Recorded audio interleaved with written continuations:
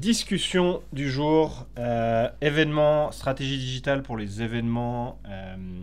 On a de plus en plus maintenant avec Simba des projets pour des événements, des festivals, des salons professionnels, etc. On en a maintenant depuis quelques années. Et on en fait de plus en plus. Du coup, on réalise en fait qu'on a une stratégie qui s'est mise en place au fur et à mesure, qui est assez efficace et qui fonctionne bien pour ce type de société. Et l'idée, c'est peut-être de la décortiquer un tout petit peu aujourd'hui, de voir un peu comment on peut l'expliquer et notre mise en place de cette méthode pour les événements, pour maximiser le nombre de participants, pour maximiser l'engagement, pour avoir un événement qui est ultra successful, où il y a beaucoup de gens qui viennent et qui fonctionnent. On sait qu'en Suisse, on a énormément de festivals, on a énormément d'événements qui se créent, mais on a toujours l'impression qu'il ne se passe rien. Pourquoi ? Parce que en fait, il y a un problème de distribution. Les événements ont de la peine à montrer leur événement, à le distribuer, à le montrer au maximum de personnes. Et c'est là où nous, on intervient avec ces personnes-là. Donc l'idée, c'est peut-être que toi, tu décortiques cette stratégie. Qu'est-ce que généralement on met en place pour ces boîtes-là ? Comment on le fait ? Puis après, on peut rentrer dans le détail. Ouais. En 2 mots, l'historique. Donc effectivement, ça fait 4 ans qu'on fait ça. On a travaillé sur plusieurs festivals, salons, événements. Et la stratégie qu'on a maintenant, elle est vraiment basée sur l'historique. Donc avec l'expérience, on a essayé plein de trucs différents. On est arrivé maintenant à quelque chose qui marche assez bien, qui fonctionne en 3 phases. Ça s'applique au festival, ça s'applique au salon, ça s'applique aussi aux soirées, s'il y a un événement ponctuel. Peut-être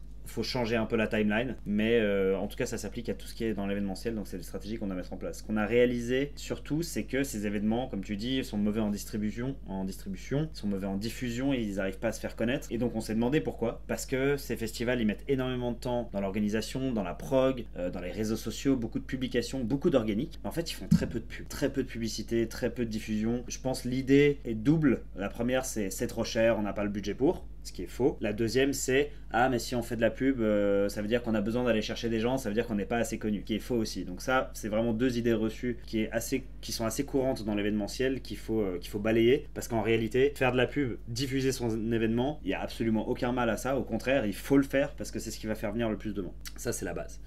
Ensuite, on a fait, donc l'idée c'est de discuter déjà des canaux, tu pourras rentrer dans le détail, mais les 2 canaux qu'on utilise, c'est Google Ads pour Search, Display et YouTube, et les réseaux sociaux, Facebook, Instagram, TikTok principalement, où on va adapter un petit peu en fonction des audiences qu'on va cibler, dans lequel tu pourras rentrer dans le détail. Maintenant, les 3 phases dont je parlais, qui sont les phases qui sont intéressantes dans le cadre de l'événement, c'est d'avoir au début une phase awareness, ensuite une phase, on va l'appeler trafic, et ensuite une phase de conversion. La phase awareness, c'est généralement, dans le cas d'un festival par exemple, on va prendre l'affiche complète. On va prendre l'affiche avec tous les artistes ou toutes les personnes qui vont se produire, dans le cas d'un salon ou dans le cas d'une conférence, toutes les personnes qui vont parler à cette conférence, et on va parler que de ça. Donc on est dans une phase où on essaie de faire voir cette affiche à un maximum de monde. Cette phase, elle va durer, ça peut être 1 semaine à 1 mois, en fonction de la taille de l'événement, mais l'idée est de vraiment, là on est sur de la diffusion pure. Awareness pure, faire savoir que l'événement existe, faire savoir qui sont les artistes qui vont venir, ou les speakers, et faire savoir quand c'est, où c'est, etc. Information de base. La deuxième phase, qui est la phase de trafic, se fait en général quand, en tout cas, il faut que le site internet soit à jour et il faut qu'il y ait toutes les informations, et là des informations un peu plus précises sur les artistes ou les speakers en question qui viennent au festival. Donc sur beaucoup de sites internet comme ça, on va avoir une page par artiste, ou bien une page qui explique une soirée ou qui explique un peu plus en détail tous les éléments de l'événement. Et à ce moment-là, on va pouvoir être plus précis dans notre targeting. Donc là, on va faire plusieurs campagnes spécifiques où on va avoir une campagne par artiste ou par speaker ou par type d'événement. Si c'est un festival, ça s'applique un peu moins en soirée quand c'est un seul soir, mais ça s'applique beaucoup en salon, au festival, quand il y a plusieurs artistes, plusieurs speakers, plusieurs événements en même temps, où on peut catégoriser chacun de ces événements, chacun de ces artistes, et avoir une cible précise pour cet artiste-là. L'objectif étant cette fois-ci non plus que de faire de l'awareness, parce que les gens connaissent déjà l'existence du festival, mais de ramener les gens sur le site pour qu'ils en découvrent plus et qu'ils aient déjà l'opportunité d'acheter son billet. Cette phase, elle dure à peu près aussi une semaine à 1 mois, et elle vient se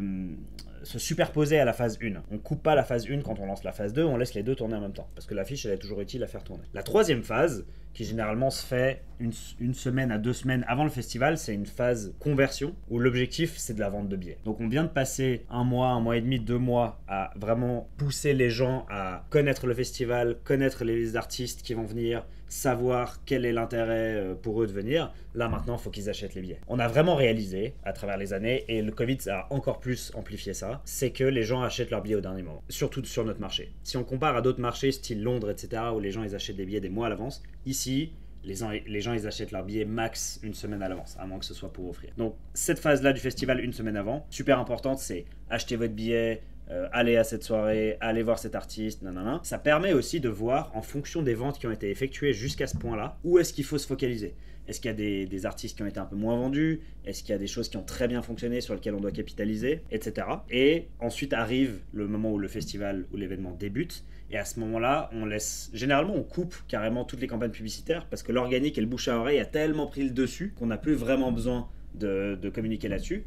Par contre, s'il y a des vidéos qui se font dans le cadre d'un festival comme Antigel qui dure sur 3 semaines, il y a des vidéos qui se font pendant le festival, on prend ces vidéos-là et on les diffuse pendant le festival pour montrer à quel point ça a été cool et à quel point les gens devraient venir pour les autres événements du festival. Donc voilà, en 5 minutes, je pense, un peu moins, comment on stratégise tout ça. Et évidemment, à l'intérieur de ça, il y a définition des audiences, choix des contenus, on diffuse à qui, en quel temps, etc. Mais en quelques mots, voilà ce qu'on doit faire. Peut-être tu peux expliquer un peu plus comment on choisit les canaux à l'intérieur de ça et quels sont leurs objectifs. Et pourquoi on les choisit, ouais. Je pense que ce qui est important de comprendre, c'est le mix. C'est ce qu'on dit souvent, hein, c'est de dire si tu fais uniquement des Google Ads, ça peut très bien marcher en fonction de ton business, mais souvent, quand tu fais un mix entre différents canaux, c'est là où ça prend vraiment de la valeur et c'est là où tu vas aller toucher différentes personnes, il va y avoir une certaine complémentarité, etc. Et ici, où, dans ce que tu as dit, donc je répète, hein, on a Google Ads, donc on parle Search, Display et YouTube.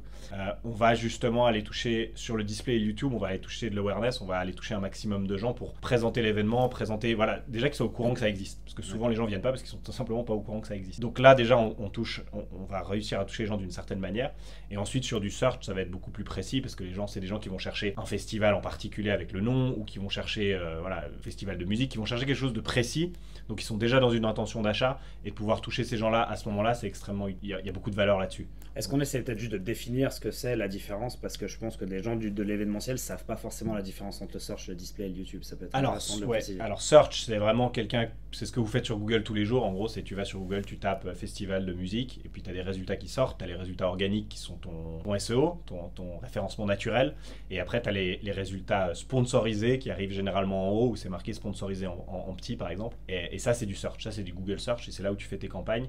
Et voilà, quand quelqu'un va taper festival de musique, tu vas apparaître en haut avec le nom de ton festival et pouvoir le mettre en avant. Exact. Display, c'est toutes les bannières que tu vas trouver sur internet quand tu te balades sur différents blogs, sur différents sites. Peut-être quelqu'un va se balader sur un blog de musique et du coup il va voir une bannière de ton festival, il va le connaître. C'est des campagnes qui sont pas faites pour être très peu de gens cliquent dessus, c'est pas ça qui va te générer du trafic. Ça, il faut le savoir, hein, c'est pas là-dessus que tu vas générer du trafic. Par contre, tu vas générer beaucoup d'awareness. Pourquoi ? Parce que tu vas toucher beaucoup de monde et ils vont découvrir ce que tu fais. On dit, ah tiens, ça, tu vas commencer à rentrer dans la tête des gens. Ils vont commencer à voir ton logo, ils vont commencer à voir peut-être 2-3 artistes qui viennent à ton événement, etc. Tu vas commencer à être dans leur radar d'une certaine manière. Et je précise que sur le display, on génère des millions de vues pour quelques centaines de francs. Voilà. Donc c'est vraiment de la masse. Ouais, c'est beaucoup de masse, beaucoup de gens qui vont être au courant de ce que tu fais et que tu existes tout simplement. Ouais. Et YouTube, c'est un peu dans la même, c'est un peu un mix entre les deux, c'est-à-dire c'est aussi beaucoup de vues, c'est beaucoup de gens qui vont découvrir. En plus, c'est un format vidéo, donc c'est assez intéressant pour un événement parce que tu peux montrer un peu l'ambiance, tu peux montrer des trucs assez sympas en vidéo. Le display, c'est de l'image, on va dire, même si ça peut être un peu animé, mais concrètement, c'est de l'image. C'est de l'image, alors que YouTube, c'est de la vidéo, c'est du statique, exact. Donc sur la vidéo, tu peux montrer quelque chose d'un peu différent et d'un peu plus engageant. Il va y avoir beaucoup de vues aussi, mais là tu augmentes aussi un peu le nombre de clics, même si c'est pas forcément ce que tu recherches à ce moment-là. Tu vas avoir plus de clics sur du YouTube généralement que sur du display. Donc c'est un peu entre les deux, mais ça devient intéressant aussi pour montrer ton événement, pour que les gens sachent que tu existes. Ça, c'est vraiment une combinaison en fait presque parfaite de campagne déjà au sein de la plateforme Google pour présenter ton événement. Et ensuite, quand tu passes sur Meta par exemple avec Instagram et Facebook, c'est intéressant. Pourquoi ? Parce que ça va te permettre de toucher des gens qui n'ont jamais entendu parler de toi, potentiellement. Tu vas aller toucher ces gens-là, et là, tu peux, entre guillemets, cibler des audiences un peu différentes. On sait que Facebook, il va y avoir des gens peut-être un peu plus âgés. Instagram, c'est un mélange, et après, tu peux rajouter TikTok, qui est une autre plateforme à côté, pour aller toucher les gens plus jeunes. Donc, de nouveau, ici, en combinant différentes plateformes, tu vas pouvoir aller cibler différents types de personnes. Là, on parle principalement d'âge, en se disant, bah voilà, pour ce type d'événement, on parle d'un festival, bah peut-être que l'événement global, il sera présenté sur toutes les plateformes. Par contre, certains artistes sont partagés uniquement sur TikTok ou uniquement sur Facebook, dépendant de à qui cet artiste s'adresse. Et pour les salons pro, par exemple, on peut avoir la même idée, hein. peut-être qu'on va enlever TikTok parce que les salons professionnels, exhibitions, etc., ça va pas être pour TikTok, mais on va rajouter LinkedIn. Parce que là, on va pouvoir aller toucher les gens qui travaillent dans les ressources humaines parce que c'est un événement RH, etc., etc. Et donc là, on peut combiner des plateformes pour avoir en fait la meilleure manière d'aller toucher les gens et ensuite donc d'amener du trafic. Là, on est aussi drivé beaucoup plus sur le trafic et ensuite pouvoir faire des conversions. Je donne un exemple pardon, là-dessus. Typiquement, on a eu plusieurs festivals, mais dont un qui est peut-être plus axé chanson. Et donc, qui dit chanson dit peut-être population un peu plus âgée, on va dire 30 et plus. Là, on n'a même pas fait de TikTok. On a vraiment focalisé plutôt Facebook et Instagram parce qu'on sait que cette population-là est moins sur TikTok. Par contre, autre festival qu'on a fait qui était plus dans le hip-hop, le rap, on cible une population plus jeune. Là, on n'a même pas fait de Facebook. On a fait plutôt TikTok à fond.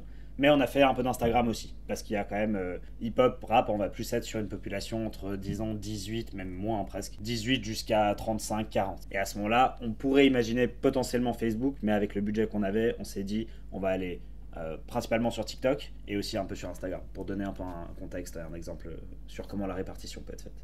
Et peut-être un point important, c'est la timeline.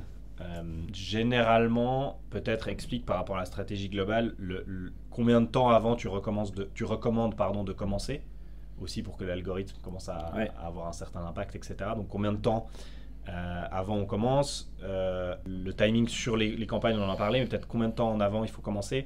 Et puis après, l'autre chose, c'est est-ce que ça vaut la peine de faire des choses après? C'est une bonne question. Une particularité avec les festivals, ou les événements de manière générale, c'est que c'est ponctuel. Donc t'as pas, comme dans une entreprise, le fait de faire des campagnes toute l'année ou de l'organique toute l'année, ce qui est problématique parce que justement t'as du mal à vraiment nourrir cet algorithme sur du long terme et de construire vraiment tout ça. Maintenant, c'est la raison pour laquelle on a besoin de commencer relativement tôt. Si on a un festival à une date donnée, nous on recommande de commencer la communication au moins 1 mois et demi avant. Minimum. Sauf peut-être si c'est une seule soirée. Mais dès le moment où c'est quelque chose sur un week-end ou sur une semaine, donc salon, conférence, événement, etc. Là, ça vaut vraiment la peine de commencer à communiquer dessus tôt, parce qu'il faut que ça rentre dans la tête des gens. Les gens, ils ont des agendas remplis. Donc si on communique dessus une semaine avant, bah, tout le monde a déjà organisé ce qu'ils vont faire ce week-end-là, donc ils vont pas changer leur plan. Par contre, 1 mois et demi avant, là, ça rentre dans la tête des gens. Ils se disent, ah ok, c'est vrai que ce week-end-là, il y a ce truc, j'ai rien de prévu, je peux me permettre de booker ce week-end-là et de prendre ma place pour cet événement. Donc 1 mois et demi avant, pour moi, c'est presque le minimum. On a fait des fois 1 mois, mais c'est un peu tight. Ensuite, les durées de campagne, j'en ai parlé, donc on va dire 2 semaines, 3 semaines, 1 semaine, par exemple, ça fait 1 mois et demi. Donc ça, c'est important. Et le après, on fait pas de campagne généralement, parce que c'est pas forcément intéressant de dépenser de l'argent dans la diffusion de quelque chose pour l'année d'après. Par contre, ce qu'on recommande évidemment pour tout événement, c'est de faire des after-movies, de les communiquer sur les réseaux, la presse, de parler des performances de l'événement, etc. Donc continuer cette communication-là. Et si possible, ça dépend des événements, mais quand c'est des rendez-vous annuels, de vraiment faire de la communication au cours de l'année sur ce qui est en train de se passer, peut-être des petits teasers, essayer au maximum de communiquer au cours de l'année et pas juste laisser les comptes dormir pendant 6 mois parce que ça va causer des problèmes une fois qu'il faudra les réveiller derrière. Exact, et je pense que c'est quelque chose que peu de festivals ou événements font, c'est justement de laisser d'une certaine manière tourner les campagnes sur des périodes beaucoup plus longues, même avec des budgets restreints, hein, mais pour pas les couper totalement. Parce que c'est là où on va perdre pas mal de data, c'est là où on perd un peu du travail qui a été fait. Et ça, c'est un peu dommage. Après, il n'y a pas besoin de la laisser tourner toute l'année, mais comme tu dis, si on arrive à commencer 1 mois et demi, ce serait top. Si on arrive à commencer même 2 mois avant, c'est encore mieux parce qu'on va avoir des résultats. Il y a aussi une phase, il y a l'algorithme, il y a une phase d'optimisation aussi. On va lancer des campagnes, certaines vont vieux marché, on va les optimiser, on va optimiser les audiences, les budgets, etc.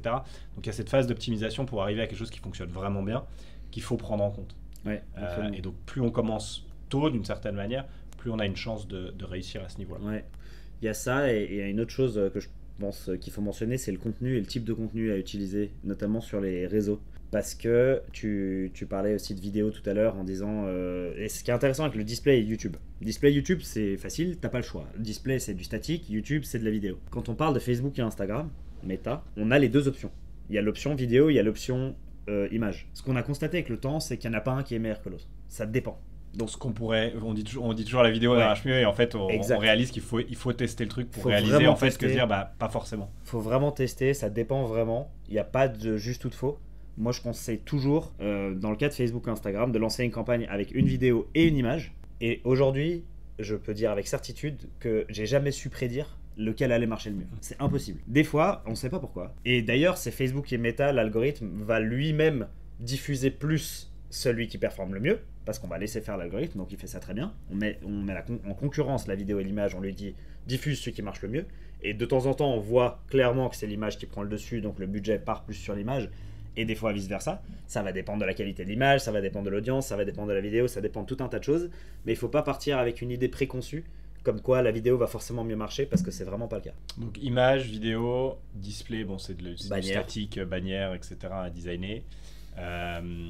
Et avec ça, on a en soi tout ce qu'il faut pour commencer, quoi. Ouais. Ensuite, un autre truc intéressant qu'on a réalisé, un petit tip, c'est en ce qui concerne les artistes. Un truc qui marche assez bien, pour éviter de devoir dépenser des monstres budgets dans la création de vidéos, c'est d'utiliser des vidéos qu'ils ont déjà fait dans le passé, style des clips de musique. Par exemple, on a un artiste qui vient à notre festival et il y a un clip qui est assez connu. Prendre 15 secondes, 30 secondes de ce clip et l'utiliser dans les campagnes pour diffuser et dire cet artiste-là vient chez nous, ça marche super bien. Une des raisons aussi pour ça, c'est qu'il y a beaucoup de fois où les gens connaissent la chanson, mais pas l'artiste. Et donc, leur faire écouter la chanson, dire l'artiste qui joue cette chanson-là vient à notre festival, tu sais pas qui c'est, mais tu connais la chanson, donc viens. Du coup, tu vas venir, ouais, du coup, tu vas venir pour découvrir. Ça marche assez bien. Attention quand même aux droits d'auteur, parce que tu peux te faire flaguer pour ça. Donc, moi, ce que je recommande, c'est t'essayes, tu regardes si t'es flagué par les droits d'auteur ou pas. Si tu l'es, tu peux toujours aller demander à l'artiste l'accord de mettre en place sur Facebook un truc de droit d'auteur. C'est un peu chiant, ça prend un peu de temps. Donc, si ça passe, c'est mieux.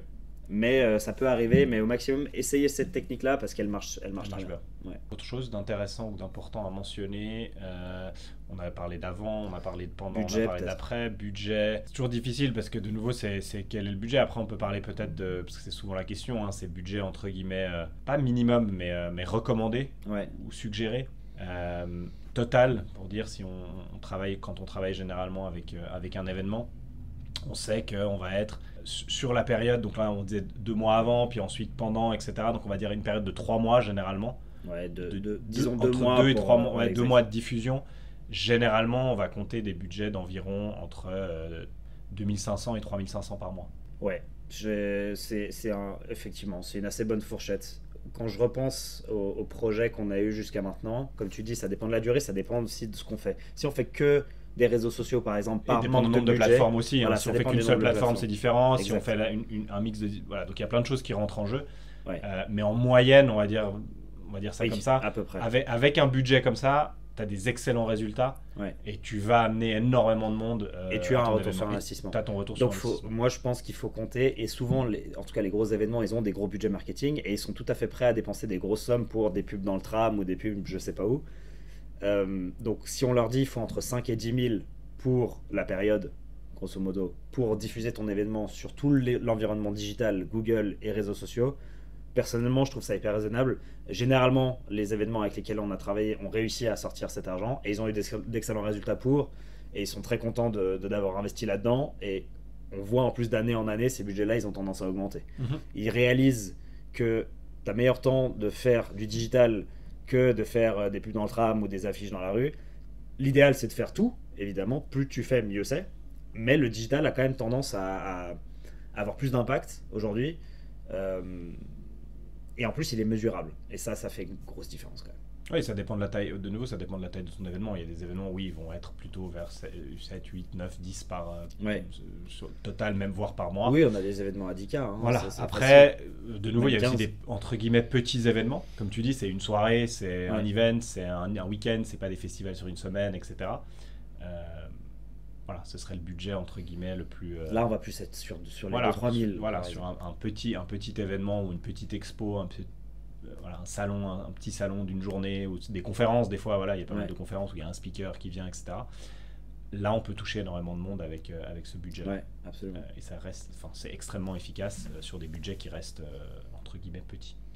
C'est toujours un peu compliqué dans le domaine associatif et culturel d'avoir des budgets, mais tout le monde dans ce monde-là est conscient qu'il faut faire du marketing et qu'il faut diffuser l'événement, sinon les gens viennent pas. Donc c'est hyper important d'allouer une partie du budget marketing global là-dedans, et on le voit encore une fois à travers les années à quel point ça a aidé. Et je répète ce qu'on a dit au tout début, mais la diffusion est très peu utilisée encore aujourd'hui dans l'événementiel suisse romand, ce qui moi m'étonne beaucoup, parce qu'il y a énormément d'efforts dans l'organisation, dans la prog, dans l'organique, etc. Mais c'est très peu diffusé, ce qui est vachement dommage, parce qu'en diffusant, on ramène plus de monde. Ça paraît juste évident quelque part qu'il faut le faire. Top. On mettra en commentaire le lien vers la page Simba pour les organisateurs d'événements, parce qu'il y a plus d'infos dessus aussi par rapport à tout ça, s'ils veulent en savoir plus, s'ils veulent nous contacter pour voir comment on peut les aider aussi. Donc on mettra le lien en commentaire et le lien dans la description. Comme ça, ils ont toutes les infos et ils peuvent regarder un peu comment mettre ça en place. Et pour terminer, nous, ça nous a un peu tombé dessus, en réalité. Ce côté où moi, j'ai commencé, parce que historiquement, je connaissais des gens dans l'événementiel qui nous ont demandé est-ce qu'on peut faire un peu des choses. Puis en fait, de fil en aiguille, on a réalisé que c'est un besoin qui est hyper fort et que presque ils osent pas en parler, les gens dans l'événementiel. Ouais, mais même hors de l'événementiel, c'est souvent ça, mais si je dois faire de la pub, on avait cette discussion avec un avocat, je crois aussi, si je dois faire de la pub, c'est que ça va mal. C'est un peu la mentalité, mais attends, si je fais de la pub, les gens vont dire que ça va pas. Il n'y a aucune honte à faire de la pub. Ce qui est faux, c'est en soi, voilà, c'est juste que je veux grandir un peu plus vite ou un peu plus, je veux toucher plus de monde, etc. Donc c'est vrai qu'il y a souvent cette vision de non, mais je vais pas trop en faire parce que sinon les gens vont dire que ça va pas alors qu'on peut toucher, alors que ça fonctionne, qu'on peut toucher plus de monde, qu'on peut toucher, qu'on peut grandir, etc. Donc faut pas avoir peur de dépenser de l'argent, faut pas avoir peur de faire de la pub, faut pas avoir peur d'être partout parce que c'est comme ça qu'on se fait connaître et c'est comme ça qu'on ramène du monde. Ce qui est la base de l'événementiel. Exact. Top. Top. Tout bon? On conclut là-dessus. Génial. Merci beaucoup. Merci.